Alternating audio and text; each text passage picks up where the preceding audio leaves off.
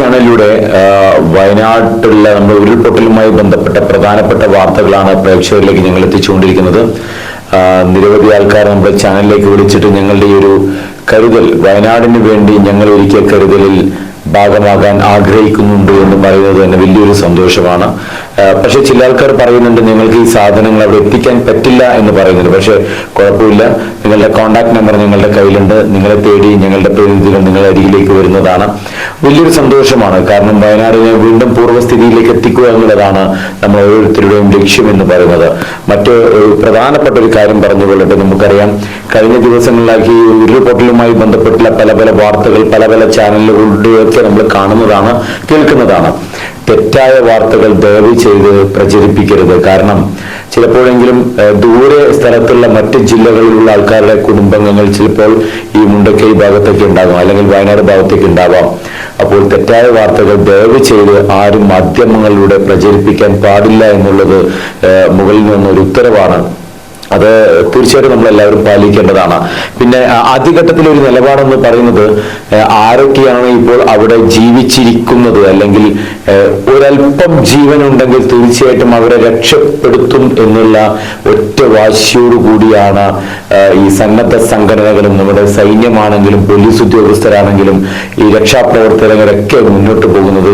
ഒരു തരി ജീവനുണ്ടെങ്കിൽ അവരെ രക്ഷിക്കാൻ വേണ്ടിയിട്ടുള്ള നെട്ടോട്ടമാണ് ഇപ്പോൾ അവിടെ നടന്നുകൊണ്ടിരിക്കുന്നത്.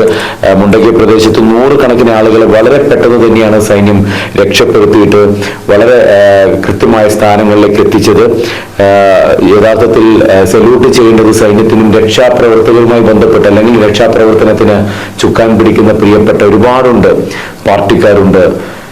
കൊടിയുടെ നിറം നോക്കാതെ ഒരുമിച്ച് ഒറ്റക്കെട്ടായിട്ട് മുന്നോട്ട് നയിക്കുന്ന, അല്ലെങ്കിൽ ഒരുമയോടുകൂടി മുന്നോട്ട് വയനാടിനെ വീണ്ടും തിരിച്ചു കൊണ്ടുവരാൻ ആഗ്രഹിക്കുന്നവരുണ്ട്.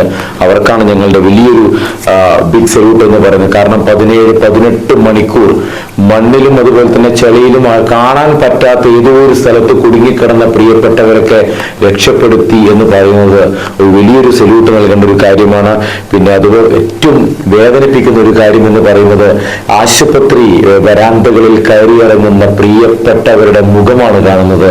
അതായത് അവരുടെ പ്രിയപ്പെട്ടവർ, അച്ഛൻ, അമ്മ, ജ്യേഷ്ഠൻ, ജ്യേഷ്ഠത്തി, കുടുംബാംഗങ്ങൾ, ഇവരൊക്കെ കാണുവാൻ, അല്ലെങ്കിൽ ഇവരൊക്കെ ഏതൊക്കെ ഹോസ്പിറ്റലാണ്, ഏതൊക്കെ രീതിയിലാണ് കിടക്കുന്നത്, അല്ലെങ്കിൽ അവർ ജീവനോടെ ഉണ്ടോ എന്നറിയാൻ വേണ്ടി ആശുപത്രി വരാന്തയിലൂടെ ഓടി നടക്കുന്ന പ്രിയപ്പെട്ടവരുടെ മുഖങ്ങൾ കാണുമ്പോൾ വളരെയധികം വേദനയാണ് തീർച്ചയായിട്ടും ഉണ്ടാകുന്നത്. പ്രിയപ്പെട്ടവരെ, മറ്റൊരു കാര്യം, 3 JCB മാത്രമാണ് ഇപ്പൊ മുണ്ടക്കൈ ഭാഗത്തുള്ളത്.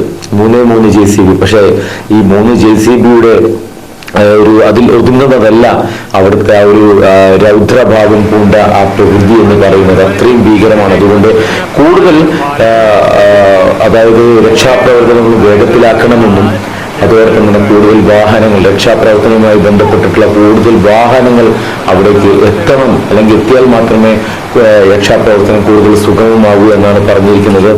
മറ്റൊരു പ്രധാനപ്പെട്ട കാര്യം, അപകടം നടന്ന സ്ഥലത്ത് നിന്ന് നേരത്തെ നമ്മൾ പറഞ്ഞിട്ടുണ്ടായിരുന്നു. ഈ കഴിഞ്ഞ ഒരു 2-3 മണിക്കൂറുകൾക്ക് മുമ്പ് നമ്മൾ പറഞ്ഞൊരു കാര്യം ഉണ്ടായിരുന്നു. 10 വയസ്സുള്ള ഒരു കുട്ടിയുടെ ശരീരം, അല്ലെങ്കിൽ മൃതശരീരം കിട്ടി എന്നുള്ളൊരു വാർത്ത. അത് കിട്ടിയിരിക്കുന്നത് ഈ അപകടം നടന്ന സ്ഥലത്തിൽ നിന്നും എത്രയോ കിലോമീറ്ററുകൾ കടന്ന് കോഴിക്കോട് ഭാഗത്തു നിന്നാണ് ആ കുട്ടിയുടെ മൃതശരീരം കിട്ടിയതെന്ന് പറയുന്ന ഒരു വാർത്ത. അപ്പൊ ചിന്തിക്കണം, അപകടം നടന്നിട്ട് എത്രയോ കിലോമീറ്ററുകൾ ഈ പറഞ്ഞിരിക്കുന്ന വയനാട് ഭാഗത്ത് നിന്നും പോയി പിന്നീട് കോഴിക്കോട് ഭാഗത്തു നിന്നാണ് ആ കുഞ്ഞിന്റെ മൃതശരീരം ലഭിക്കുന്നത്. അങ്ങനെ ഒഴുകിപ്പോയ മൃതദേഹങ്ങൾ എത്രയാണെന്നുള്ളതിന് കണക്കില്ല എന്നുകൂടി പറയുന്നുണ്ട്. സൂചിപ്പാറ വെള്ളച്ചാട്ടത്തിനടുത്ത് നിന്നും മൃതദേഹങ്ങൾ കിട്ടിയെന്ന വാർത്ത നേരത്തെ പറഞ്ഞിട്ടുണ്ടായിരുന്നു. കിലോമീറ്ററുകൾ അവിടെ നിന്നും കുട്ടി, അല്ലെങ്കിൽ രക്ഷപ്പെട്ടവർ എത്രയോ കിലോമീറ്ററുകൾ, അല്ലെങ്കിൽ അവിടുന്ന് കിട്ടിയ മൃതദേഹങ്ങൾ തുണിയിൽ പൊതിഞ്ഞ രീതിയിൽ എത്രയോ കിലോമീറ്ററുകൾ നടന്നാണ് എത്തിച്ചത് എന്നുള്ളൊരു വാർത്ത കൂടി വരുന്നു. പ്രധാനമായും പറഞ്ഞിരിക്കുന്നത് DNA പരിശോധന വേണ്ടിവരും. കാരണം കൈയും കാലും തലയും അങ്ങനെ ചേതനയേറ്റ മൃതശരീരങ്ങൾ ഇത് ആരുടെ കുടുംബം, ഇത് ആരുടെ മകൻ, ആരുടെ അച്ഛൻ, ആരുടെ അമ്മ, ആരുടെ മക്കൾ, ഇതറിയണമെങ്കിൽ തീർച്ചയായിട്ടും ഒരു DNA ടെസ്റ്റ് നിർബന്ധമായിട്ടും വേണ്ടിവരും. എന്നാൽ മാത്രമേ അതിലൂടെ മൃതദേഹങ്ങൾ തിരിച്ചറിയാൻ പറ്റൂ, ഇന്ന മൃതദേഹങ്ങൾ ഇന്നയാളുടേതാണെന്നുള്ളത് തിരിച്ചറിയാൻ പറ്റൂ എന്നൊക്കെയാണ് ആരോഗ്യ മേഖലയിൽ നിന്ന് വരുന്ന വാർത്തകൾ.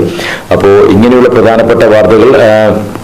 സൂചിപ്പാറ വെള്ളച്ചാട്ടം ആ ഭാഗത്ത് പോയവർക്കറിയാം, 3 തട്ടായിട്ടാണ് എപ്പോഴും സൂചിപ്പാറ വെള്ളച്ചാട്ടത്തിന്റെ ഒരു സ്ഥിതി എന്ന് പറയുന്നത്. അവിടെ നിന്നും തീർച്ചയായിട്ടും താഴേക്ക് ഒരു ബോഡി പതിക്കുമ്പോൾ, താഴേക്ക് വീഴുമ്പോൾ ആ അല്ലെങ്കിൽ ആ ബോഡിക്ക് ഉണ്ടാകുന്ന, ആ ശരീരത്തിനുണ്ടാകുന്ന വ്യത്യാസം, ആ ബോഡിയിൽ, ആ ശരീരത്തിൽ ഉണ്ടാകുന്ന വ്യതിയാനം ഏതൊക്കെ രീതിയിലാണെന്ന് കൂടി ചിന്തിച്ചു നോക്കണം. അങ്ങനെ തന്നെയാണ്, അത്രയും ഭീകരമായിട്ടുള്ള സംഭവങ്ങളാണ് ഇപ്പോൾ അവിടെ നടന്നുകൊണ്ടിരിക്കുന്നത്.